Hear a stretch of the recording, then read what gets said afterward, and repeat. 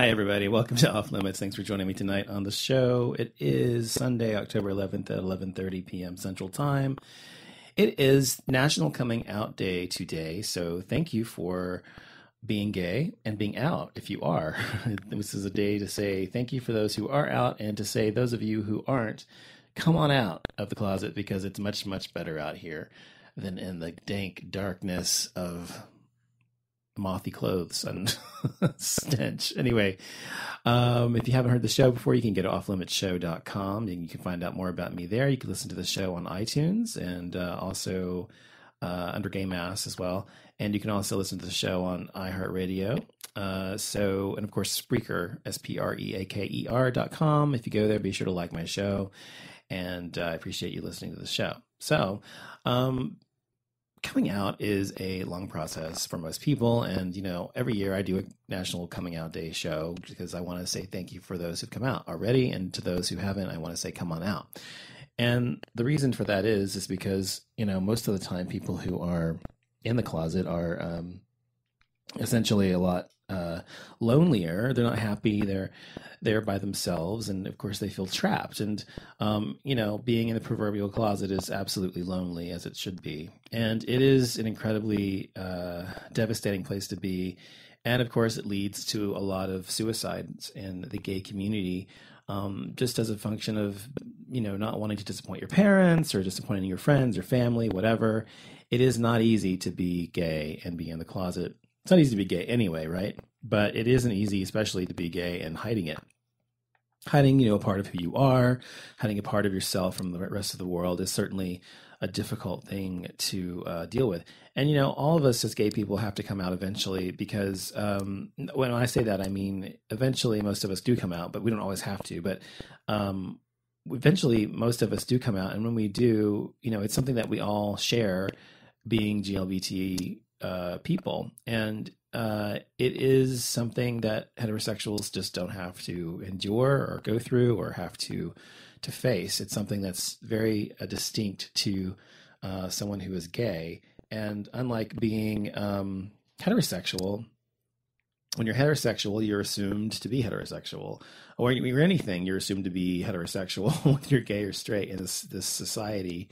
It isn't like most parents are saying, oh, well, my kid may or may not be gay or may or be straight. I'm not going to have expectations about what they're going to be. I'm just going to love them for what they are.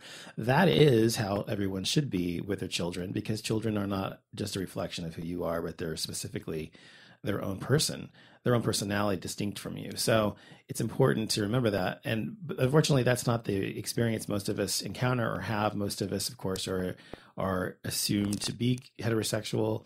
And therefore, we're forced to eventually come out if we do decide to come out sometime. And, I came out when I was 14. I'll just quickly rehash a story I've told a million times for the past 5 years. I came out quickly when I was 14. I came out when I was 14 to my mom and my grandmother, whom I lived with, and both of them. And I only came out because I was kind of found out that I was gay by my mom, and you can go back and listen to shows to find out why. Read my memoir that's coming up, Walking Wounded. Anyway, it was difficult and scary, and of course, for a teenager, just finding out who you are, and then being thrown into to a place where you have to defend that when you yourself are just figuring it out. It's a really hard place to be. And I came out really, really young. And most people come out later, or used to come out a lot later, like 19, 30, whatever, depending on the 20s or 30s. But these days, people are coming out a lot more sooner than I did when I was young.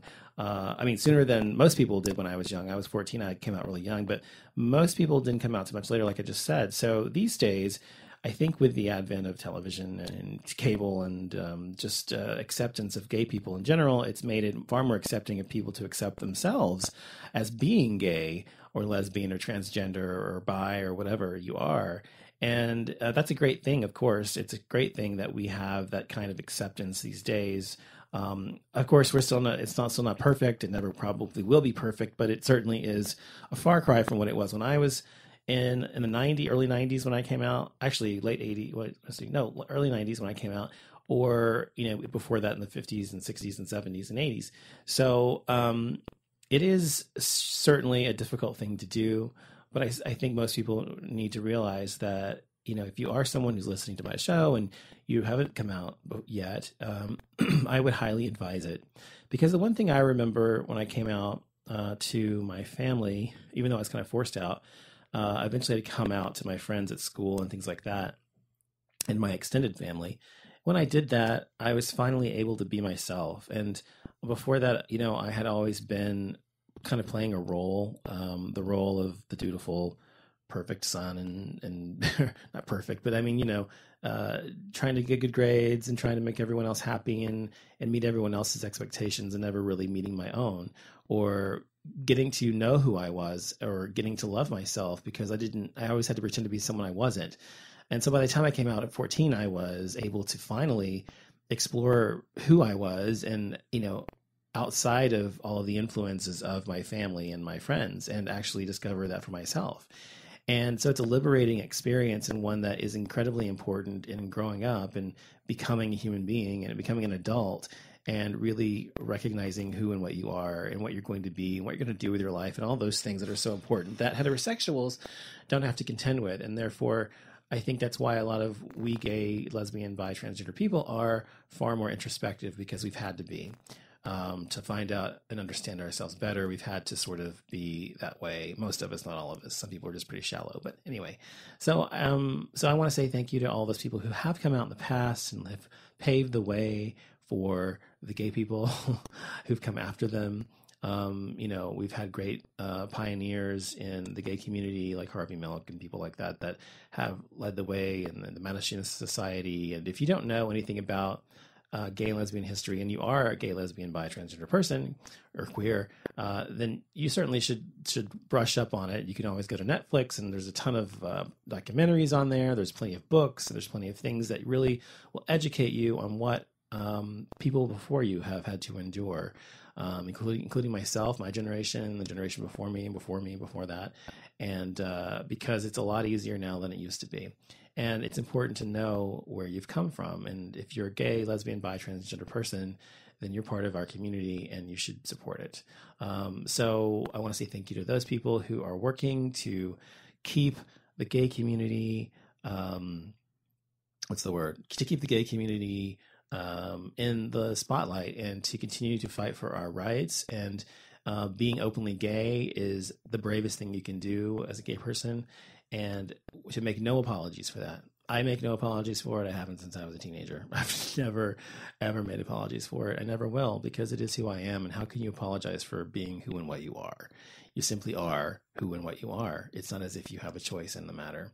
So, even if you did, fuck them. You are what you choose to be. What your life is going to be is up to you, not anyone else. So to direct. So never apologize for being who and what you are, unless who and what you are is harming everyone else around you, meaning harmful, hurting someone's life or something, not just disappointing them or whatever, but I mean actually hurting someone. Then there's no reason for you to apologize for it. And I never have, and you should never do the same. So be happy. And I think it's also important that, if you are coming out to your family and you have to contend with some really biblical or, highly religious or evangelical parents or teachers or employers or whatever, that you still stand up for who and what you are, and don't bow down to their way of believing, or let them allow them to talk you into the fact that you're wrong or something's wrong with you, because there's nothing wrong with them. There's nothing wrong with you. So you have to, standing strong in the face of adversity like that is not easy for most people. But don't allow that to change you. Allow yourself to be yourself, and allow yourself to be free and happy. So that's what I wanted to say about today. Anyway, last night we saw the movie The Martian, by the way. I wanted to talk briefly about The Martian. The Martian, it stars Matt Damon and Jessica Chastain and a lot of famous people, Jeff Bridges and Mackenzie Smith, I think's her name. And I mean, tons of people are on there that I really like. And it's a really good movie, and it starts, on Mars, and it goes from there. And I'm not going to ruin it with any spoilers or anything, but I'll just let you know that it is, some people may expect it to be something it isn't. And it is not although there's plenty of action in the film and things that actually happen, suspenseful things, It's not an action film. It's more about an emotional. It's more of an emotional slash action film, or emotional slash suspense film, or something, I guess you'd say, because it really it really deals with issues of loneliness, and also issues of basically, by the time I left, I recognized how much. I mean, I've always felt this way, but I really had an even greater appreciation for the fact that we have the planet Earth. Because if you have to live on and deal with Mars as an alternative to the planet Earth, if we fuck up this planet any more than we already have, and probably will, this planet's fucking beautiful, and it has water, and it has lush vegetation and greenery, and it's just an amazing place to be if you compare it to other planets in our solar system or anywhere else that we know about, obviously. So it is a really amazing place that we live in and on. Whereas Mars is just the opposite. It's very inhospitable and very difficult to grow anything, difficult to actually live there as a human being. The atmosphere is very thin. So you don't have a lot of oxygen. So it just is not a hospitable place to live. However, of course, they're considering, colonizing Mars in 2020 or something, moving people there and flying us there. People who choose to go there never come back. And I think the trip's like about a year, or I think it's like 4 years, actually, the trip out there. In the movie, it's only like a year to get there or something. But going in reality, it's like supposed to be like 4 years. And when you go, you're not allowed to ever come back and see your family or friends or anything else. You're literally starting to colonize another planet. And it's, as I said, it's not like it's going to be some like vacation, like going to Puerto Rico or, Turks and Caicos or something. It's going to be a space mission. And you're going to have to learn how to adapt to a brand new planet and a new way of living. So not for me at all. No. So I would much rather live here, where I can live in my house and have nice trees and pretty sky and oxygen I can breathe without a fucking spacesuit and all that, than have to go to fucking Mars just because I don't like it here, or I feel like I'm an alien or something. I mean, I don't really know why someone would choose to do that and leave planet Earth in order to colonize another planet. I guess just out of curiosity. I mean, if they're scientific or whatever, I get it, they're scientists. But I mean, just a regular average Joe or Jane to actually go there and do that is just, it's beyond me. I guess if you're an orphan or something, it doesn't really matter, or if you have no family or friends. But I mean, for most human beings, it would be very difficult to do that. I could never do that. I certainly could never do that. And even if I had all my family and my friends with me, coming with me, I just would not want to be there. I mean, I don't like to go camping, much less, on a fucking planet like Mars. I mean, no, thank you. So it just seems a little weird. But the thing is also is that we have like an international treaty that no one can actually colonize the planet, that it's actually going to just be like it's going to be like, you can't actually lay claim to it as a country or anything whenever whoever, goes in there first or whatever, which we assume is going to be the United States. But anyway, back to the movie. The movie The Martian with Matt Damon is a good movie. I really enjoyed it. I really did. It wasn't boring to me at all. And it really did keep me interested. Now, a lot of people are saying it's gotten a lot of really great reviews, and New York Times, and a lot of great critics reviews, and people who've seen it like it. It's very popular. It made $50 million this weekend. This is like the second week it's been open, I think. So it's done very, very well. However, people are saying like Andy Cohen, whom I like sometimes, but I mean, sometimes he gets on my fucking nerves because I was listening to Radio Andy in a car earlier on Sirius XM, and he was talking about this movie, and he was saying about how stupid it was and how he didn't like it and blah, blah, blah. I mean, he says a lot of stuff about a lot of movies and things that I just don't agree with anyway. So it wasn't like a big surprise to me that I disagree with him about this movie. But I will tell you, it's a good movie if you're looking for a deeper movie, a movie with deeper meaning. And not necessarily hitting you on the head and the face with meaning, but you can discern the meaning yourself, the emotional side of it and the other side of it. It's a fun movie. It's a good movie. It's got some funny moments as well.